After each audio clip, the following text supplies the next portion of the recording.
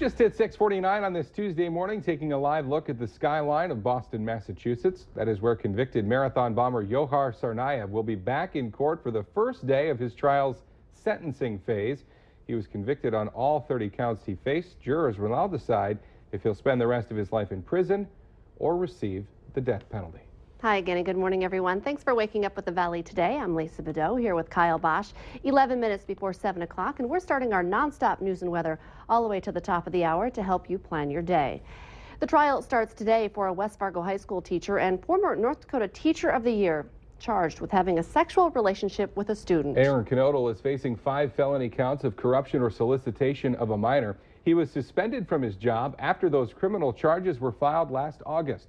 The girl claims that the relationship took place about 5 years ago when she was 17. Some people in the Northern Valley can say goodbye to unlimited drink specials. The Grand Forks City Council last night passed 2 new ordinances aimed at reducing binge drinking. One increases the liability of homeowners and landlords for underage drinking at parties.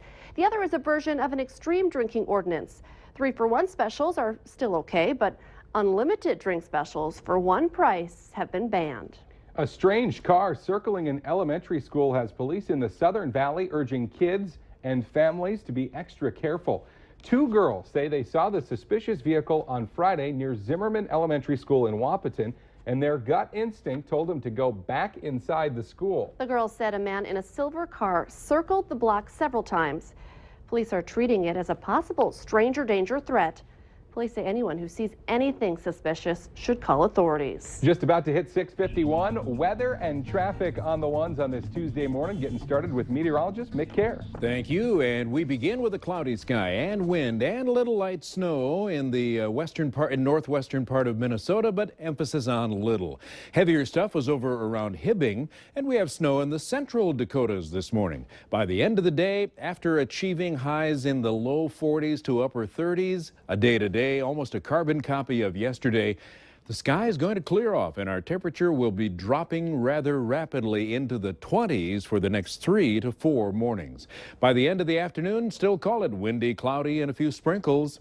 42 in Wahpeton, 47 in Ellendale.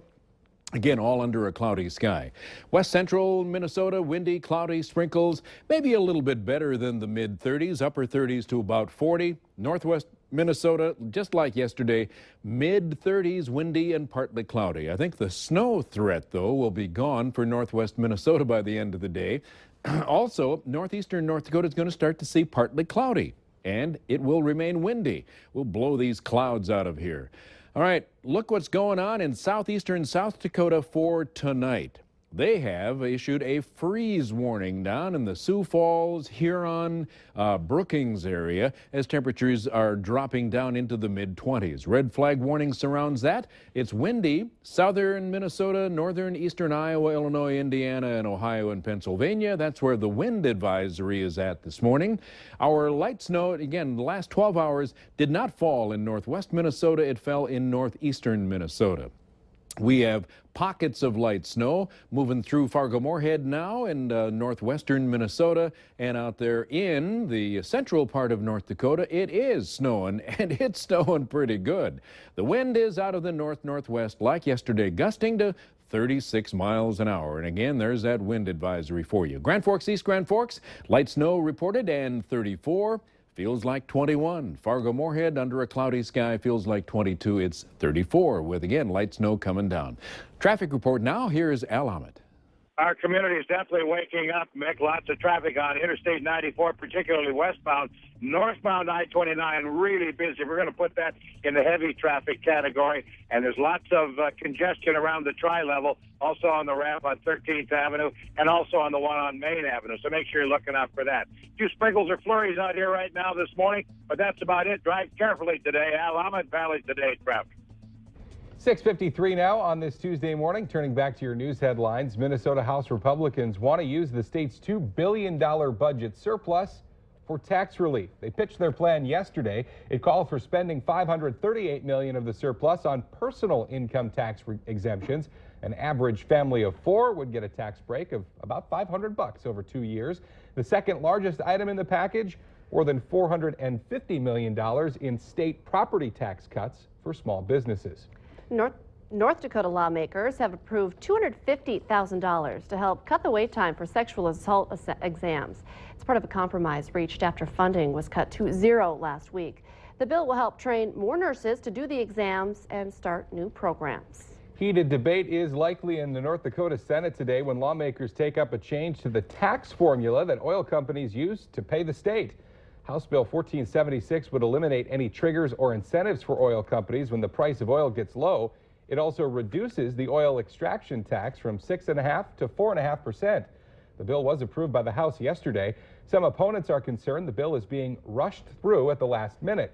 House Majority Leader Al Carlson says that is not the case.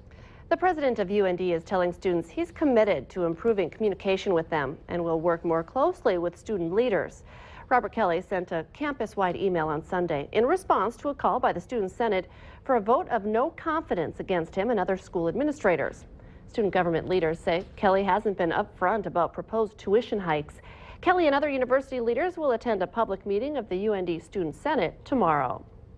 Construction is making a big mess out of the main drag in Detroit Lakes, but businesses want people to know you can still get in to shop. It may just take you a little longer. And you want to get used to it as well, because the Washington Avenue project will last until at least the end of June. There is also construction coming on highways 10 and 59 in the DL area this summer. That will take a few years to finish. The city of Moorhead is finalizing a proposal that will expand Cass County vector control operations into Moorhead.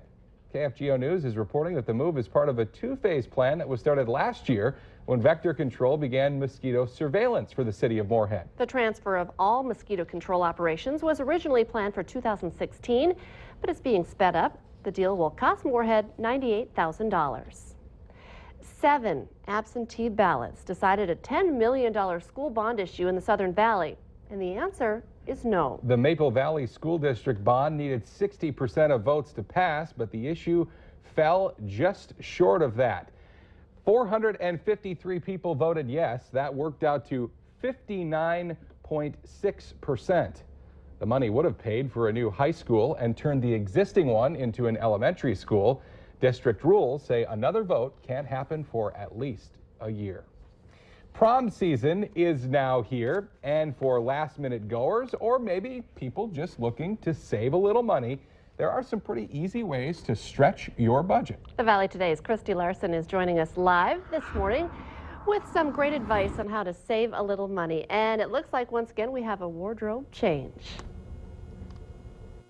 I love to change my wardrobe, as you guys know. So we just thought we'd give you the most looks that we could give you this morning. And David Spinks, general manager, I love also that all of these dresses are on sale 40% off. That's just one huge way people can stick to their budget. Exactly. We're a one-stop shop for prom. Our dresses are 40% off. Shoes upstairs, $29.99, $49.99. We have fashion jewelry. We have a salon. We can do the updos. We can do your hair. We have Sephora. They can make sure your makeup is perfect. So we have everything you need, especially if you're on a budget. We can take care of your hair paints. And we even have stuff for the guys, suits, bow ties, shirts. So come see us, because we definitely have one-stop shop. And I do love that the guys, too, I mean, you can pick any color of dress for the girls, and the guys can pretty much find that color here. And we have the ladies, of course, in another outfit. And as you can see, there's a lot of styles here this morning that are also going to stand out on the dance floor when you go to prom. And we have Jill Kelso here with us this morning as well. You are the salon manager. And again, people can save a little extra money if they get their hair or makeup done here. Yes, we have coupons attached to all the prom dresses. If we have a prom dress that doesn't have the coupon, just come into the salon and ask us for the coupon. It's actually 10% off their updos. And that's just one more way to save some money. And again, Kyle and Lisa, it's important to save that money because you never know what might come up. Dinner might be a little bit more expensive, or maybe the tickets were expensive. So anywhere you can cut costs is a great way to do it. Or you could borrow a dress from someone, maybe paint each other's nails before you go. And I did find myself a prom date. This is going to be my date for prom, guys. The only man who could handle all the talking I do every morning. You don't like anyone interrupting, so the perfect date. He looks good in a suit and he doesn't talk or the talk perfect back. man. I love it. Christy Larson reporting live for us this morning. Thank you, Christy. Giving lots of women ideas this morning. If you want to stay updated on breaking news and weather alerts wherever you go, just sign up for our Valley News Live text alerts. Head to our website, valleynewslive.com, and click the text alerts button for all the details. Let's get our answer now to our question of the morning on Facebook. Today's question, 12% of women do this while shopping for an outfit. The answer is not wishing that the male mannequin was their husband. It's checking social media to see if a friend already wore it. That's important. Right? Yeah, you don't want to copy. You Yep. don't want to be the second one Right. who wore it best. Guys don't care. Yeah, guys But don't care. Important for ladies. All right, let's quick check the forecast here, starting this morning with a little light snow. And by the end of the day, we'll see, like yesterday, a few sprinkles or flurries and highs in the 40s. And that's it, low 40s even. Brr. Yeah. Bundle up before you head out the door. Thanks for waking up with the Valley today. More local news and weather in 25 minutes. Have a great Tuesday, everybody.